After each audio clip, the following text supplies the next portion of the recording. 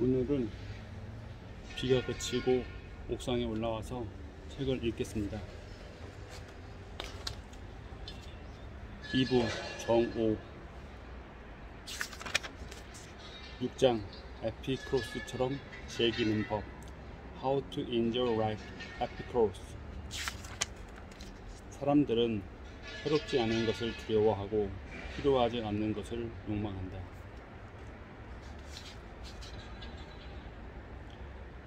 오후 7시 35분 몬테나의 어디쯤 암트랙의 엠파이어 빌더 열차를 타고 시카고에서 무리건주 포틀랜드로 향하는 중, 우리는 습관의 폭 앞에서 벗어나려고 여행을 한다. 하지만 우리 인간은 체계 없이는 길을 잃으며 암트랙에 오르고 이틀이 지난 지금 나는 바로 그 체계를 간절히 바라고 있다. 나는 읽고 또 생각한다. 생각에 대해 읽고 읽기에 대해 생각한다. 몸을 누이는 좁은 공간을 정리하며 짐을 이쪽 구석에서 저쪽 구석으로 옮겼다가 다시 이쪽 구석으로 들여놓는다. 몇 시간 동안 열차 맨 뒤에서 작은 창문을 통해 온 세상이 멀어져 가는 모습을 지켜본다. 마치 영원히 끝을 향해 달려가고 있지만 절대로 끝나지 않는 영화 같다. 대부분의 시간에는 암트랙의 쾌활한 목소리, 미스 올리버가 식당 칸으로 오라고 내게 손짓하게 기다린다. 삶의 체계를 부여하는 것 중 음식만 한 것은 없다.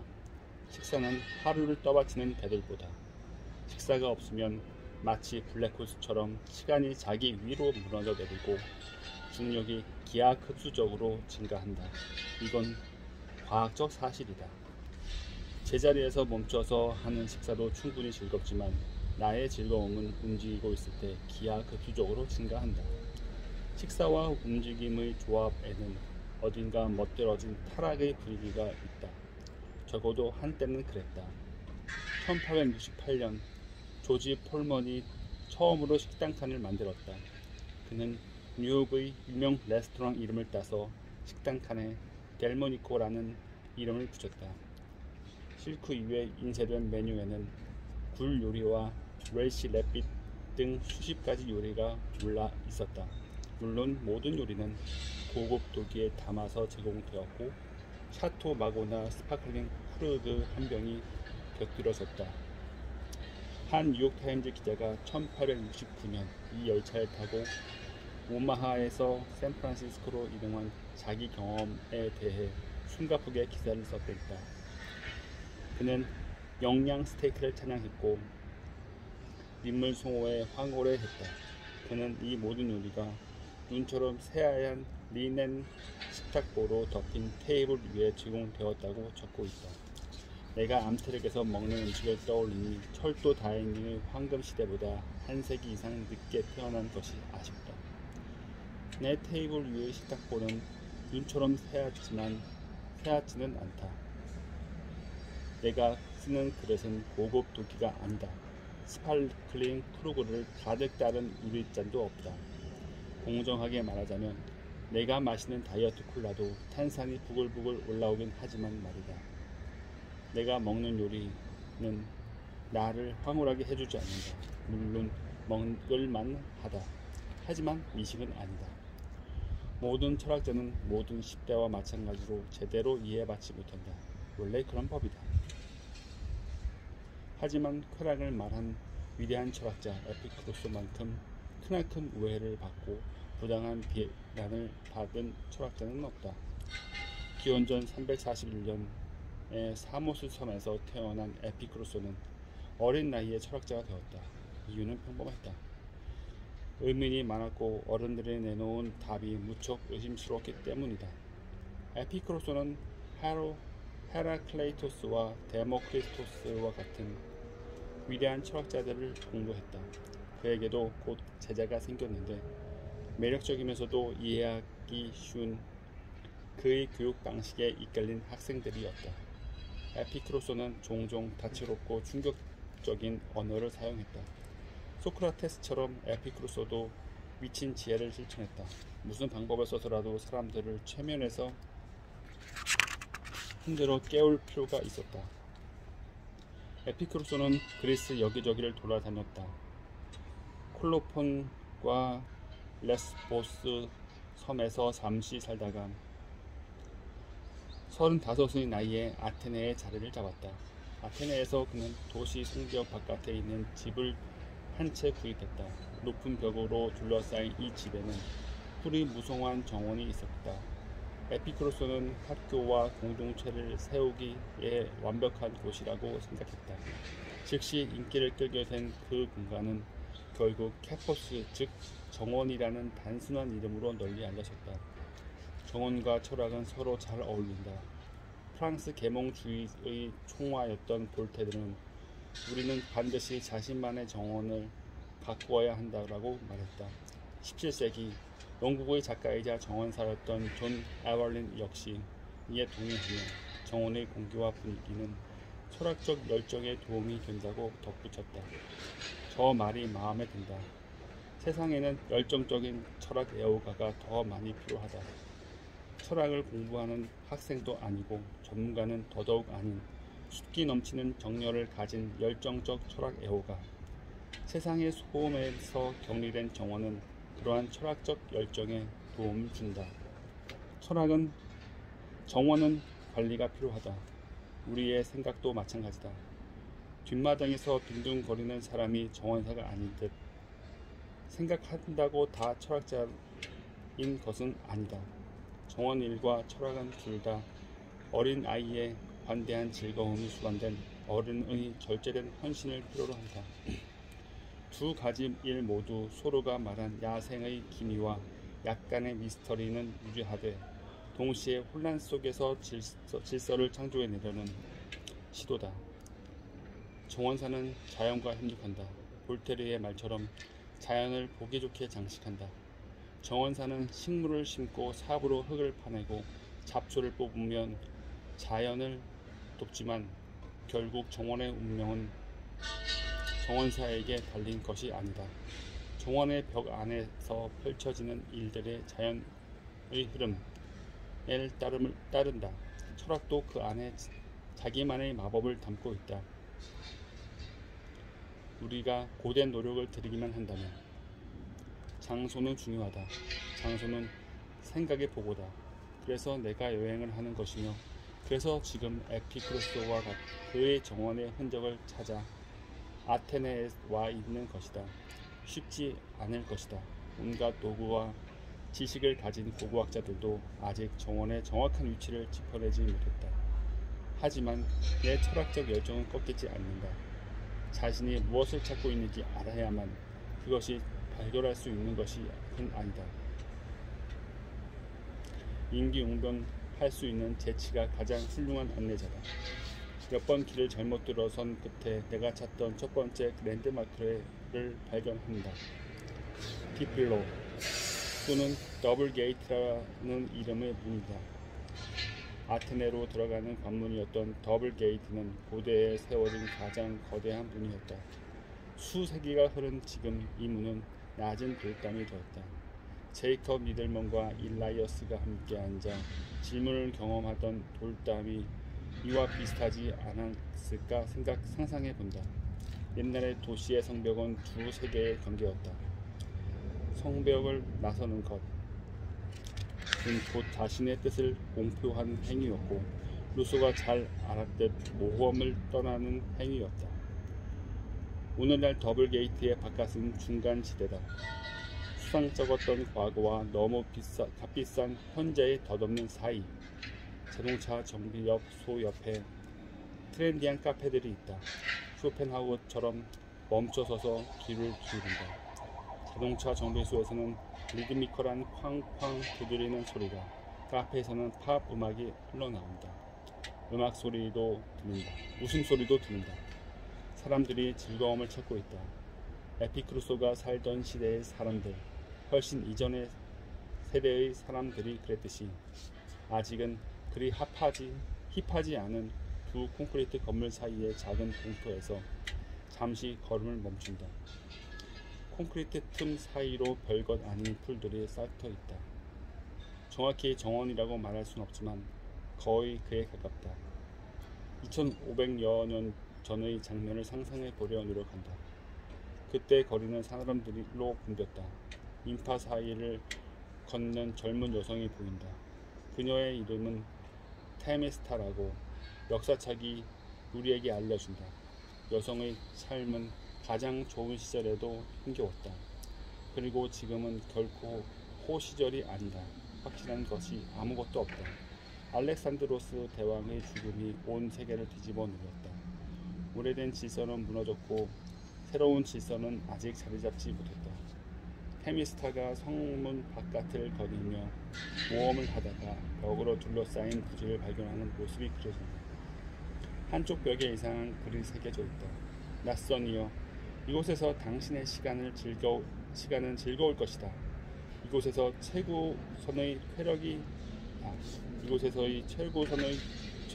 쾌락이다. 이곳에서의 최조선은 쾌락이다. 테미스타는 호기심이 생긴다. 이곳에서 멀지 않은 플라톤 아카데미보다 훨씬 더 매력적으로 보인다.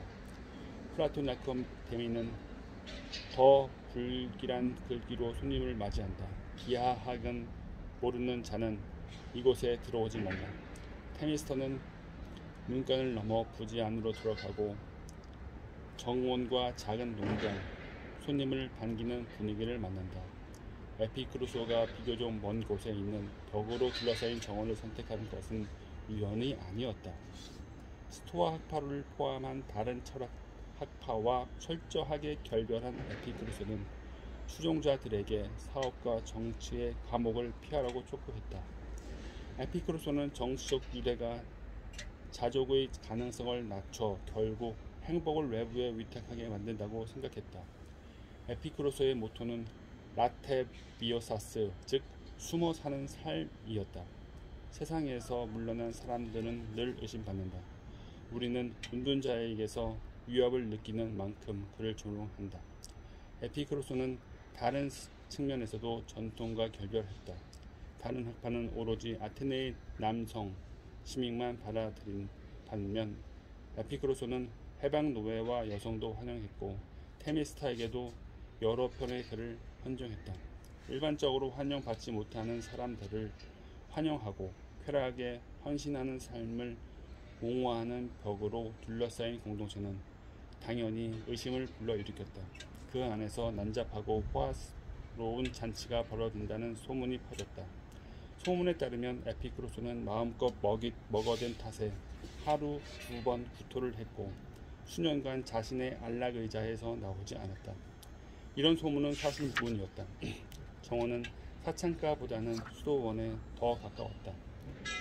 모두가 공동생활을 했고 사생활은 거의 없었다. 에피크루소는 이렇게 말했다. 삶에서 아무것도 이루지 마라. 만약 그 성취가 네 이웃에게 알려진다면 그 때문에 두려워하게 될 것이다. 이러한 명령에 언짢아하는 추종자는 별로 없었던 것 같다. 이들에겐 감출 것이 하나도 없었다. 내가 이 여행에서 만난 다른 철학자와 마찬가지로 에피크루소는 정신뿐만 아니라 신체를 가진 철학자였다. 그는 인간의 신체에 최고의 지혜가 담겨 있다고 믿었다. 에피크루소는 경험론자였다. 그는 우리의 감각을 통해 오로지 우리의 감각만을 통해 세상을 알 수 있다고 믿었다. 감각이 완벽하지 않을지는 몰라도 그 밖에 다른 믿을 만한 지식의 원천은 존재하지 않으며 이와 다른 말을 하는 사람은 착각을 한 것이나 겉이거나 무언가를 팔고 있는 것이다. 에피크루소는 자신의 감각을 달고 닦았다. 그는 인간 행동의 훌륭한 관찰자였다. 그는 아테네인을 관찰했고 어느 곳에서나 충분히 가진 사람들을 보았다. 충분한 음식, 충분한 돈, 틀림없이 충분한 문화. 그런데 왜 그들은 행복하지 않을까? 에피크루소는 의사가 원인 불명의 증상이 있는 환자를 대하듯이 미스테리에 접근했다. 그는 철학이란 모름지기, 영혼을 위한 약처럼 나눠져야 한다고 말했다. 에피크루소의 4가지 주요 원칙은 4가지 치료법이라는 뜻의 테트라 파르마스코스라는 이름으로 알려져 있다. 약처럼 철학도 일정 간격을 두고 처방된 양을 섭취해야 한다. 약처럼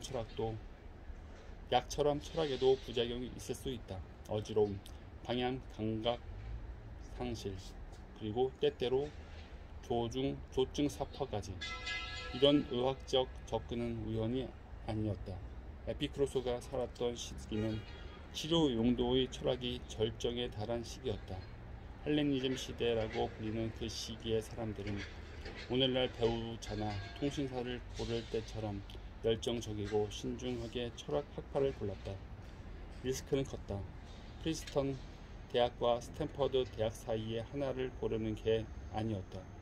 자기 성격을, 그러므로 자기 운명을 형성할 일생일대의 선택을 내리는 것이었다.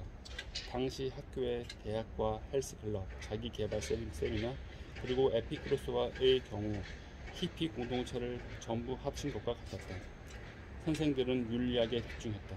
성격이라는 뜻의 그리스어에서 나온 윤리학을 좋은 삶, 즉 에우다이모니아에 대한 연구였다.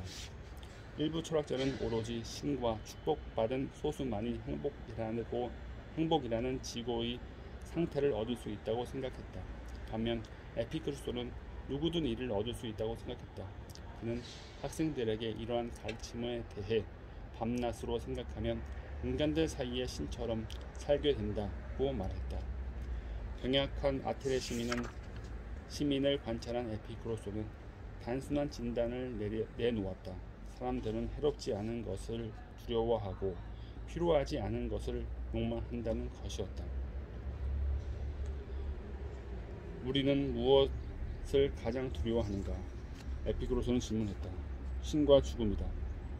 그는 이 두 가지에 대한 답을 내놓았다.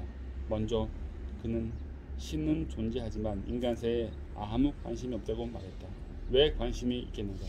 신으로 사느라 너무나도 바쁜데 에피쿠로스에게 신은 유명 인사와 비슷했다. 그들은 걱정도 없고 늘 원하는 자리를 예약할 수 있는 부러운 삶을 살아간다. 죽음에 관해서 에피쿠로스는 마음을 편하게 먹으라고 말한다. 물론 죽어가는 과정이 고통스러울 수 있다는 것은 그도 인정한다. 하지만 그 고통에는 본질적으로 끝이 있다. 그 고통은 평생 지속되지 않는다. 고통이 가라앉거나 죽거나 둘 중 하나다. 어느 쪽이든 두려워할 것은 없다. 에피쿠로스의 다른 철학과 마찬가지로 이 주장 역시 이론적으로는 훌륭하나 실천하기는 어려운 것으로 보인다. 나는 산을 두려워하지는 않지만 내가 더 이상 존재하지 않게 된다는 전망은 나를 시겁하게 한다. 그리고 언제까지나 계속 시겁할 것이다. 진정해. 에피쿠로스가 말한다. 그리고 즐기라고. 그는 행복한 삶의 시작이자 끝인 쾌락을 옹호했다. 그리고 도발적으로 덧붙였다. 만약 내게서 마스의 쾌락을 빼앗는다면, 성적 쾌락을 빼앗는다면, 듣는 쾌락을 빼앗는다면, 아름다운 형태를 보았을 때 느끼는 달콤한 감정을 빼앗는다면 선을 어떻게 상상할 수 있을지 모르겠다. 에피쿠로스가 그렇게 비난받는 것도 놀라운 일이 아니다. 쾌락은 의심스럽다. 쾌락은 어두운 곳에 닫힌 문 뒤에 머문다. 은밀한 쾌락이나 숨겨진 쾌락 같은 말을 할 때 우리는 가장 기본적인 이 인간 본능의 수치심이 깃들어 있음을 인정하는 것이다. 하지만 에피쿠로스는 그렇게 생각하지 않았다. 그는 쾌락을 최고선으로 여겼다. 다른 모든 것은 그것이 쾌락을 더 증가시키는 만큼만 중요하다. 에피쿠로스는 늘 그렇듯 도발적인 문제로 다음과 같이 썼다. 나는 명예가 있는 자와 헛되이 그들을 찬양하는 자에게 침을 뱉는다. 쾌락은 우리가 그 자체로서 욕망하는 유일한 것이다. 그 밖의 모든 것, 심지어 철학까지도 쾌락이라는 하나의 목표를 위한 수단이다. 에피쿠로스는 쾌락이 최고라는 것은 너무나도 자명한 사실이라고 말했다. 어린아이는 무엇에 반응하는가? 쾌락과 고통이다. 불이 뜨겁다는 것과 사탕이 달콤하다는 것은 아이에게 가르쳐줄 필요가 없다. 알아서 알기 때문이다. 쾌락을 추구하고 고통을 피하는 것은 숨쉬는 것처럼 자연스럽고 반사적인 행동이다. 에피쿠로스는 쾌락을 대부분의 사람들과는 다르게 규정했다. 우리는 존재의 차원에서 심리학자들이 말하는 긍정 정서의 차원에서 쾌락을 떠올린다. 반면 에피쿠로스는 결핍과 부재의 측면에서 쾌락을 규정했다. 그리스인은 이러한 상태를 아타락시아라고 불렀다. 말 그대로 문제가 없다는 뜻이다. 우리를 만족으로 이끄는 것은 어떤 것의 존재가 아니라 바로 불안의 부재다. 쾌락은 고통의 반대말이 아니라 고통의 부재를 뜻한다. 에피쿠로스는 향락주의자가 아니었다. 그는 평정주의자였다. 일부 심리학자들은 거의 전적으로 고통 완화에만 집중하는 에피쿠로스의 관점에 이의를 제기한다. 분명 행복은 단순히 모든 고통이 부재한 상태 이상일 것이다. 행복 연구 저널은 코웃음 친다. 에피쿠로스를 읽기 전이었다면 나도 이 말에 동의했을 것이다. 하지만 지금은 잘 모르겠다. 솔직히 말하면 내가 가장 갈망하는 것은 명성이나 부가 아닌 마음의 평화다. 마음의 평화. 존재하는 데서 오는 순수한 기쁨이다. 그러한 상태를 무언가의 부재가 아닌 측면에서 설명하기란 거의 불가능하다. 고통을 피하라는 것은 타당한 조언이다. 나도 여기에 찬성한다. 하지만 철학의 기반이 되기에 너무나도 얄팍하지 않나? 고통에 빠진 사람에겐 그렇지 않다고 에피쿠로스는 생각했다. 말에서 떨어져 다리가 부러졌다고 상상해보자. 의사를 불렀더니 의사가 즉시 포도 한 접시를 가한다. 뭐가 문제인가? 포도는 우리를 즐겁게 했는데 그렇지 않은가? 에피쿠로스는 많은 사람이 이런 터무니없는 상황에 처해 있다고 믿었다. 우리는 산더미처럼 쌓인 고통 맨 위에 사소한 즐거움을 올려놓고는 왜 행복하지 않은지 궁금해한다. 어떤 사람은 짧고 강렬한 신체적 고통을 느끼고 어떤 사람은 문근하게 이어지는 정신적 고통을, 또 어떤 사람은 지금 당장 죽고 싶다는 상처받은 마음의 고통을 느끼지만 어쨌거나 고통은 고통이다. 만족에 도달하기를 바란다면 반드시 이 고통을 해결해야 한다. 에피쿠로스는 말했다. 우리는 오직 딱 한 번 태어난다. 두 번은 허락되지 않는다. 그는 모든 인간의 삶이 우연의 결과는 원자운동에서의 일탈, 일종의 기적이라고 생각했다. 그렇다면 이 삶을 찬양해야 하지 않을까?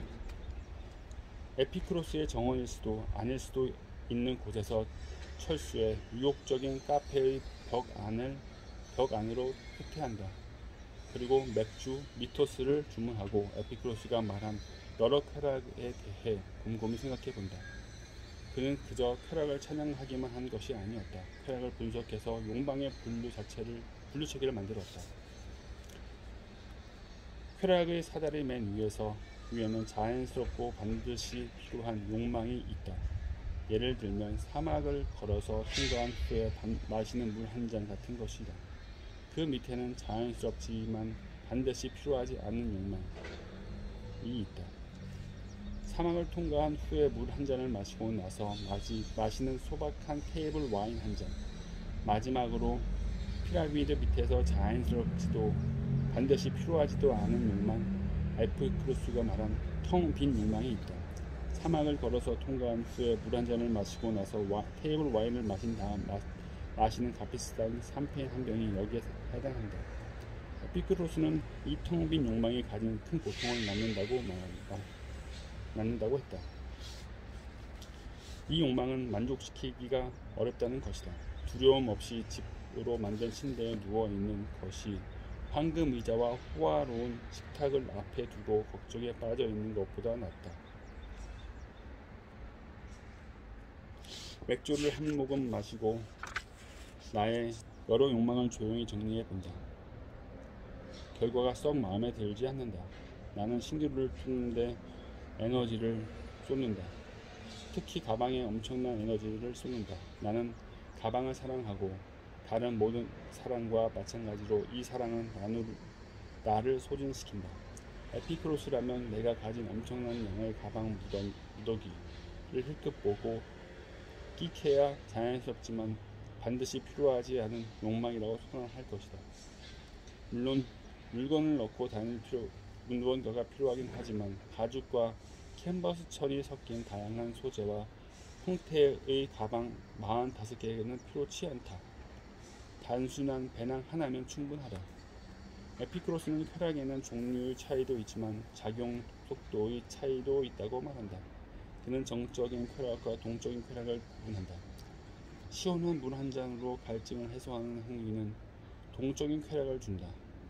물을 마신 후에 우리가 경험하는 만족스러운 기분은 정적인 쾌락이다.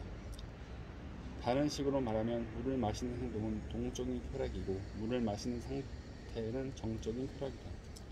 우리는 보통 동적인 쾌락이 가장 큰 만족감을 준다고 생각하지만 에피크로스는 그렇게 생각하지 않았다.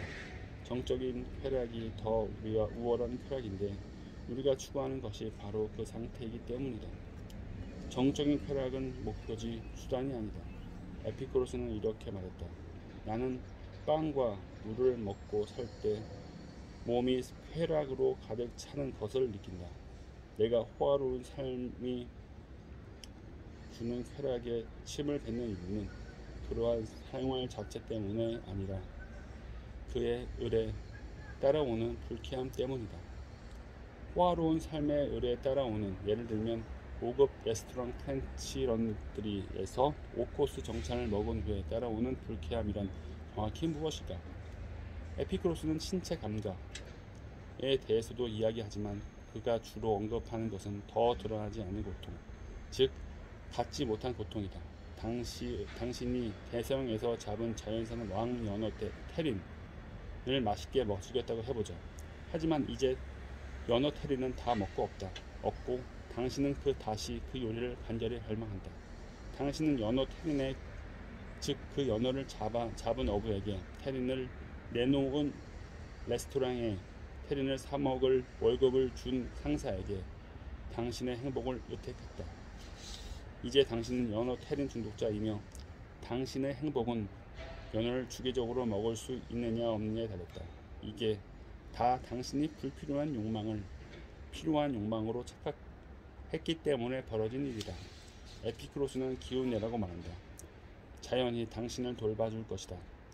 자연은 반드시 필요한 욕망을 채우기 쉽게 불필요한 욕망은 채우기 어렵게 만들어 놓았다. 사과는 나무에서 열린다. 테슬라 자동차는 나무에서 열리지 않는다. 욕망은 우리를 최고선으로 이끌고 텅 빈 욕망에서 멀어지게 하는 자연의 GPS다. 현재 우리는 쾌락의 황금시대에 살고 있다. 클릭 한 번이면 우리를 애태우는 수많은 것들을 내 것으로 만들 수 있다. 고급 요리, 메모리 폼 매트릭스, 변태 같은 섹스, 다양한 종류의 기기들. 에피크로스라면 이 모든 것이 다 우리를 유인하는 가짜 쾌락이라고 말할 것이다. 다른 훌륭한 미끼처럼 이것들은 전부 진짜처럼 보이기에 우리는 이 미끼를 겨냥한다. 표적을 쏘지 못하면 본인의 사기력 실력 부족을 탓하며 총알을 다시 장전한다. 미끼를 겨냥하는 짓을 멈추라고 에피크로스는 조언한다. 아예 사격을 관두는 것이 훨씬 낫다. 에피크로스는 우리가 가진 것이 아니라 우리가 즐기는 것이 우리를 풍요롭게 한다며 올바른 마음가짐만 갖춘다면 아주 적은 양의 치즈만으로도 소박한 식사를 성대한 만찬으로 바꿀 수 있다고 말한다. 에피크로스는 그 시점에 지나면 쾌락은 더 증가할 수 없으며 그저 다양해질 뿐이라고 생각했다. 새로 산 신발 한 켤레와 스마트워치는 더 많은 쾌락이 아닌 더 다양한 쾌락을 의미한다. 하지만 우리의 소비 문화 전체는 다양한 쾌락이 곧 더 많은 쾌락을 의미한다는 것 전제 위에 세워져 있다. 이 잘못된 동일시가 불필요한 고통을 낳는다.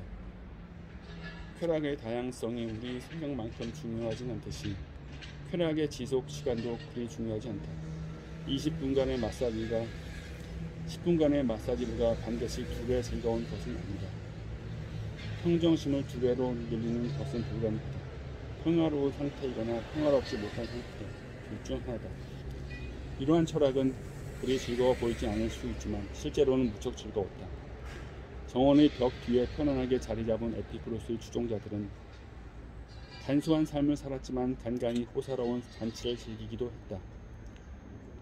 이들은 사치란 간간히 누릴 때 가장 즐겁다는 것을 잘 알았고 자기 앞에 떨어지는 좋은 것들을 종류에 상관없이 전부 환영했다. 에피쿠로스 철학은 수용의 철학이자 수용에 가까운 친척인 감사의 철학이다. 무언가를 진정으로 받아들이면 감사함을 느끼지 않을 수 없다. 최근 롭이라는 이름의 젊은 심리학자를 만났다. 내가 보기에 그는 자기를 모를지언정 에피쿠로스 정신을 체화한 사람이었다. 롭과 나는 남유타 지역의 비현실적인 야생에서 3일 동안 하이킹을 했다. 자연이 건강에 어떤 이로운 영향을 미치는지를 알아보는 실험의 일환이었다. 하루는 롭의 물병을 봤다. 그는 날렵하게 인체공학적인 모양이 내 안의 거의 가방을 보았을 때 같은 흥분을 불러일으켰다. 그거 어디서 샀어요? 내가 롭에게 물었다. 제가 산 건 아니에요. 롭이 대답했다. 우연히 생긴 거예요. 롭에게는 물병뿐만 아니라 머그컵, 손전등 같은 다른 물건이 우연히 생긴다. 탐험이 끝난 뒤 롭과 나는 이메일을 교환했고 롭은 이메일에 이렇게 썼다. 1시간 전쯤 캠퍼스를 걸어가는데 새 머그컵이 또 하나 생겼어요. 꽤 예쁘게 생겼고 이유는 알 수 없지만 전용 상자에 담겨있기까지 했죠. 사무실에 돌아와서 우연히 갖게 된 다른 머그컵 5개와 물병 8개, 단백질 쉐이크 용기 하나, 헤드램프 2개 옆에 컵을 올려놨어요. 이대로만 간다면 일찍 은퇴해서 선물 가게를 차릴 수 있겠어요. 롭의 태도는 에피쿠로스 철학 그 자체다. 좋은 것이 주어지면 즐긴다. 하지만 일부러 찾아 나서지는 않는다. 좋은 것은 좋은 것이 나타나길 기대하지 않는 사람 앞에 나타난다. 롭은 이런 값싼 물건을 찾아다니는 데 에너지를 쓰지 않는다. 그 물건들을 그저 우연히 생긴다. 그리고 그렇게 물건이 생기면 롭은 감사해야 한다. 에피쿠로스 사망 이후 몇 세기 동안 에피쿠로스 수종자들이 만든 정원이 지중해 너머로 퍼져나갔다. 다른 학파와 달리 에피쿠로스 학파는 헌신적인 추종자를 대규모로 끌어모았다. 정원으로 들어오는 사람은 많았고 도망가는 사람은 적었다. 정원의 돌벽 바깥에 있는 사람들은 돌을 던졌다. 스토아파의 스승이었던 에픽테토스는 에피쿠로스가 상스러운 말을 하는 개자식이라고 했다. 쾌락을 원칙으로 삼은 에피쿠로스 학파의 정신은 다른 철학 학파를 위협했고 특히 새로 인기를 끌던 종교인 기독교를 위협했다. 결국 승리한 것은 교회였다. 수세기 동안 에피쿠로스 학파는 모습을 싹 감췄다. 그러다 1417년에 포지오 브라치올리니아라는 이름의 용감한 학자가 사라진 고대 유물을 찾아 남유럽을 샅샅이 뒤지고 로마의 시인 루크레티우스가 남긴 사물의 본성에 관하여의 마지막 한부를 발견했다. 에피쿠로스 학파의 사상을 정리한 책이었다. 1473년 이 책은 새로 발명된 기계식 인쇄기로 찍은 최초의 책 중의 한 권이 되었다. 쾌락과 단순함, 좋은 삶에 대한 에피쿠로스의 사상은 프랑스에서 미국 식민지에 이르기까지 다양한 곳에서 새로운 독자를 찾았다. 은퇴한 토머스 제퍼슨은 1819년에 나 또한 에피쿠로스 주의자라고 선언했다. 친구에게 보낸 편지에서 제퍼슨은 더 자세히 설명한다. 나는 에피쿠로스 학파의 진짜 원칙이 그리스 로마가 우리에게 남긴 도덕 철학의 합리적인 면을 모두 담고 있다고 생각한다면, 제퍼슨은 부처의 가르침을 잘 몰랐지만 에피쿠로스와 부처의 가르침을 놀라울 만큼 우수하다. 두 사람 다 욕망을 고통의 근원으로 보았다. 두 사람 다 평정을 수행의 긍정적 목표로 보았다. 두 사람 다 비슷한 생각을 가진 사람들이 모인 공동체가 필요하다고 보았는데, 에피쿠로스에겐 정원이, 부처에겐 수행 공동체인 승가가 있었다. 그리고 두 사람 다 숫자 4를 좋아했던 것 같다. 부처에겐 사성제가, 에피쿠로스에겐 4가지 시로법이 있었다. 이러한 유사성은 우연이 아닐 수도 있다. 에피쿠로스에게 영향을 미친 두 인물, 데모크리토스와 필오는 인도로 여행을 떠났다가 그곳에서 여러 불교 학파를 접했다. 어쩌면 에피쿠로스가 부처의 가르침을 배웠을지도 모른다. 하지만 에피쿠로스와 부처가 다른 길을 따라 결국 같은 목적지에 도달했을지도 모른다. 오늘날 정원은 다른 거의 모든 것처럼 온라인으로 옮겨갔다. 내가 톰 머를 만난 것도 온라인이다. 나는 톰을 찾지 않았다. 그가 우연히 내 앞에 나타났다. 톰은 에피쿠로스의 원칙을 충실히 고수하는 특급 에피쿠로스의 주의자로, 에피쿠로스와는 별로 어울리지 않는 캘리포니아 나파에 산다. 나파에서 에피쿠로스 주의자란 곧 사치스러운 요리를 마음껏 먹는다는 뜻이다. 톰은 이 모순적인 존재의 양식을 어떻게 조화시키는 걸까? 이게 내가 공책에 적은 첫 번째 질문이다. 하지만 질문은 M&M 초콜릿이나 가방과 비슷하다. 딱 하나만 갖는 것은 불가능하다는 뜻이다. 얼마 지나지 않아 나는 공책 수십 페이지를 질문으로 채웠다. 단순한 삶의 주창자였던 에피쿠로스는 이를 용납하지 않았을 것이다. 알고 보니 내 모든 질문은 하나의 질문을 요약한다. 이제는 죽고 없는, 욕을 잘 하고 침을 잘 뱉었던 정원의 삶에 극단적으로 단순한 삶을 설파한 그리스인이 어떻게 오늘날의 복잡한 하이테크 시대 세계에서 의미를 가질 수 있지? 나는 톰과 이른 점심을 먹으려고 아테네에서 나파까지 지구를 반바퀴 이동한다. 나는 톰이 장소를 선택하게 했다. 이곳이 그의 거주지인데다 그가 진짜 에피쿠로스 주의자와 가짜 에피쿠로스 주의자 사이에서 어느 쪽으로 기울지 궁금했기 때문이다. 톰은 마을 중심가에서 만나 같이 레스토랑을 걸어가자고 말한다. 톰은 73살이지만 10년은 젊어 보인다. 진한 선글라스를 썼는데 그늘에서는 절대로 벗지 않으며 색색의 와인병 무늬가 있는 실크 셔츠를 입고 있다. 햇볕에 탄 자기 피부가 아무렇지 않은 것처럼 보인다. 그가 마음에 든다. 레스토랑으로 걸어가는 동안 나는 나파에서의 삶이 어떤지 물어본다. 톰은 나파에서 사는 것을 좋아한다. 비록 사람들이 은근하게 우쭐대는 것과 아름다운 사람이 미어터지는 데에는 실증이 났지만 말이다. 이곳은 기계랄 것이 전혀 없다. 기계는 중요하죠. 나는 동의한다. 기계가 없는 곳은 절대 믿으면 안 된다. 톰이 작은 카페로 나를 데리고 들어간다. 메뉴는 간소하고 그리 비싸지 않다. 진짜 에피쿠로스 주의자다. 나는 오아사카 치즈가 들어있을 것 같고 언젠가 읽었던 서로에 관한 책을 떠올리게 하는 숲의 불지르기라는 이름의 샌드위치를 주문한다. 소로와 그의 친구는 실수로 산에 불을 질러서 원통하게도 얼른 숲의 상당 부분을 태워 먹은 적이 있다. 음료도 주문하시겠어요? 받는 여자가 묻는다. 내 시계를 보니 오전 11시다. 와인 마시기엔 너무 이른 시간일까요? 내가 묻는다. 톰과 주문받은 여자가 서로 눈빛을 교환한다. 우리가 돌봐줘야 할 관광객이 한 명 있네요. 나파에서 와인 마시기에 너무 이르거나 늦은 시간은 없다.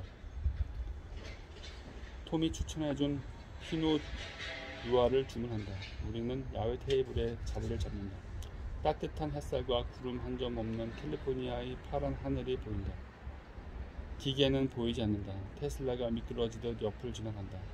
주문한 음식이 나오길 기다리는 동안 질문에 뛰어든다. 내가 안 보이는 사이 질문의 개수는 다시 몇 배로 늘어났다.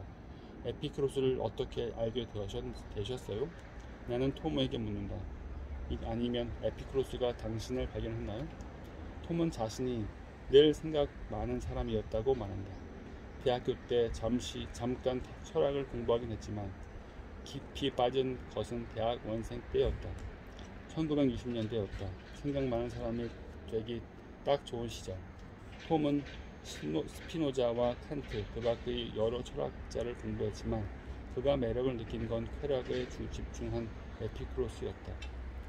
내가 보기엔 쾌락은 모든 것을 다 아우러요. 행복보다 더요. 톰이 와인을 홀짝이며 말한다. 톰은 지치지 않고 끊임없이 에피크로스에 대한 잘못된 정보를 바로잡는다.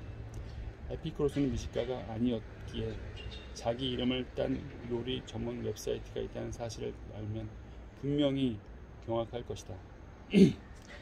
그는 단순한 삶을 중요하게 여겼다. 손 닿는 곳에 달린 과일이 가장 맛있는 법이다. 나는 단순한 삶이라는 개념과 나파에서 거주하는 삶을 어떻게 조화시키는지 궁금하다고 말한다.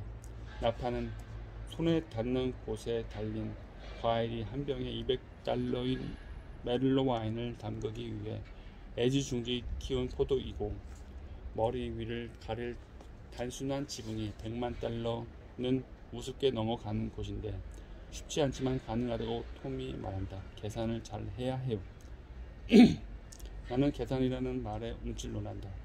수학과 기하학은 내가 공포스러워하는 분야에서 죽음과 함께 1등을 다툰다. 나는 그렇게 엄격한 입학 조건을 가진 플라톤 아카데미에는 절대로 발을 들이지 않았을 것이다.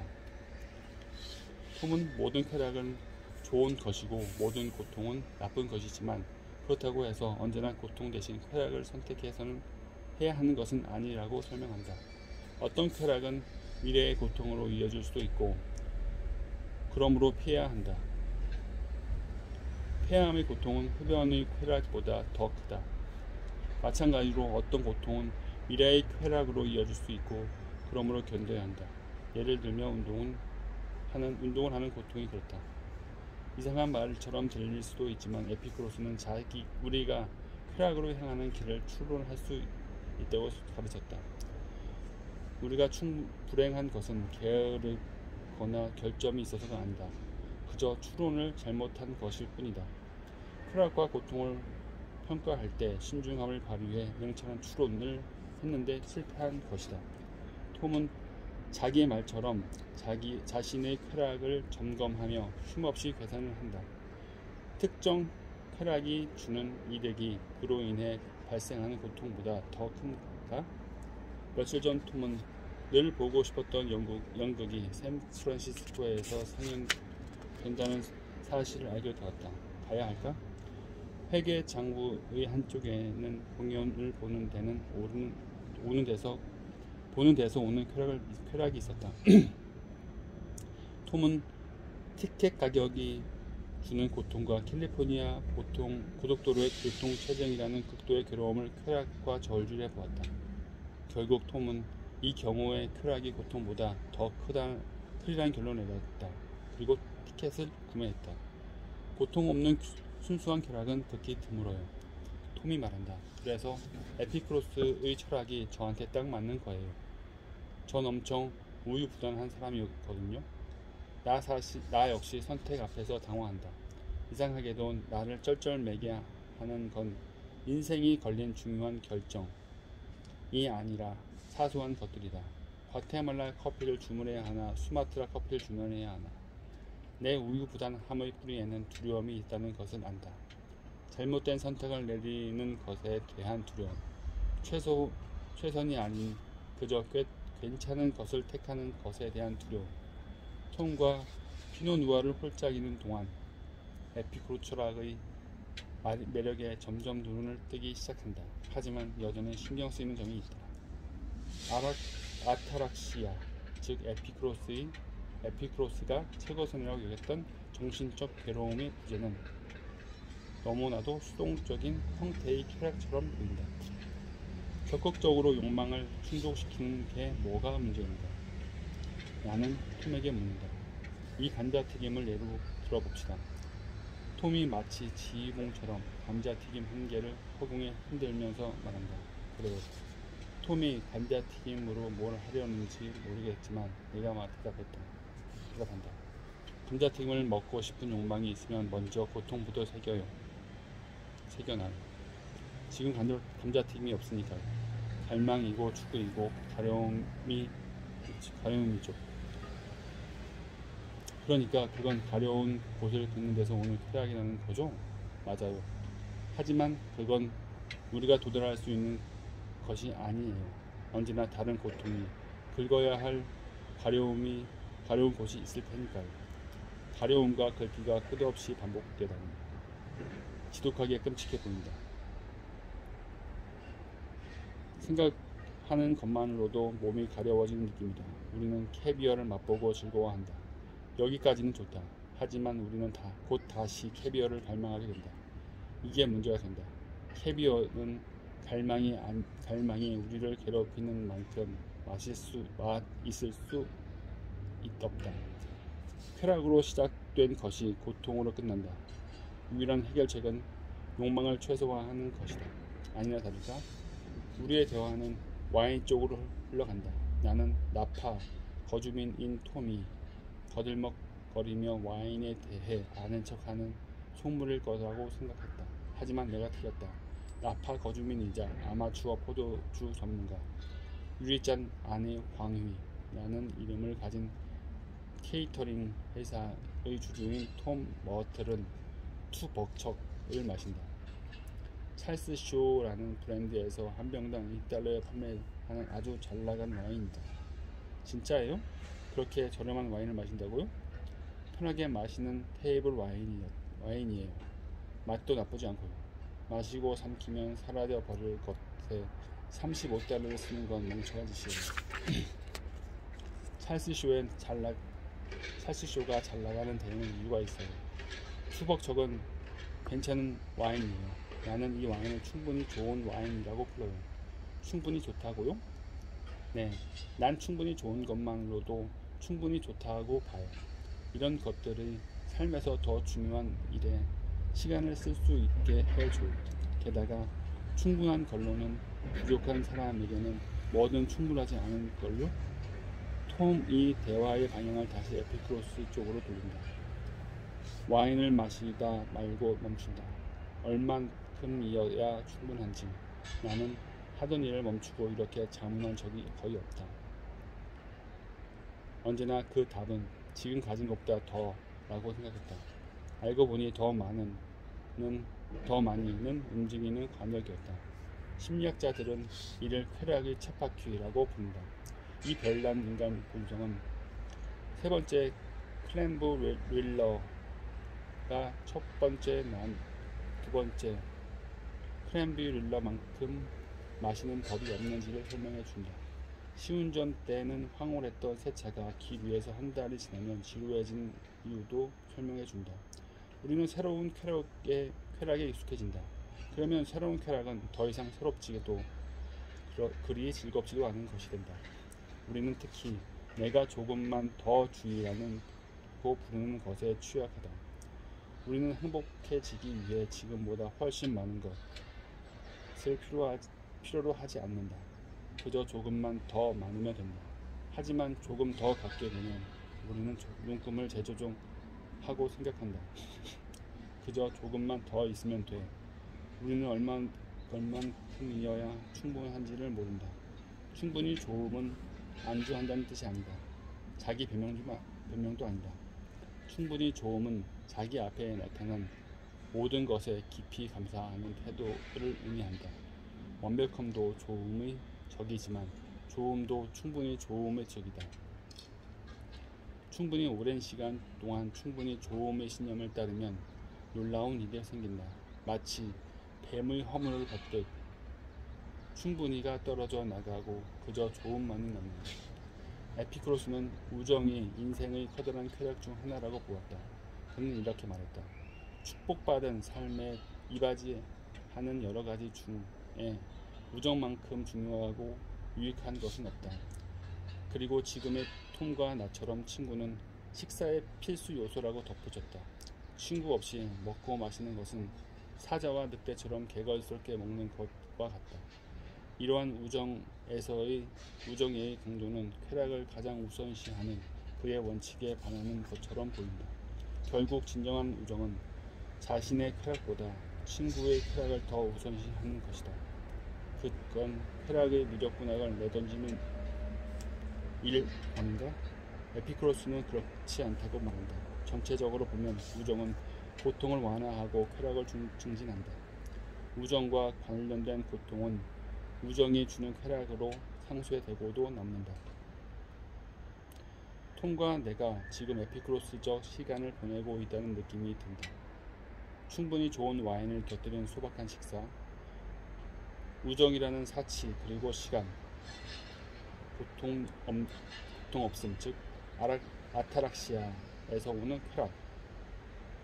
나는 내 기분 좋은 마음 상태를 알아채지만 너무 깊이 생각하지는 않는다. 쾌락의 역설의 희생자가 되지 않기 위해서다. 행복에 대해 너무 열심히 생각하면 행복은 사라진다. 작별 인사를 나누면서 톰에게 근처 카페를 추천해 줄 수 있느냐고 묻는다.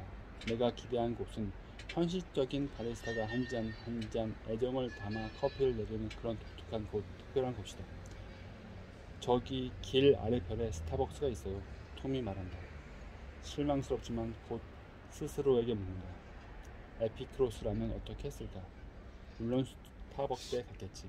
그리고 나도 그렇게 한다. 독특하지 않다. 애정을 담아 커피를 내리는 직원도 없다. 특별하지 않다. 하지만 충분히 좋다. 다른 말로 완벽하다.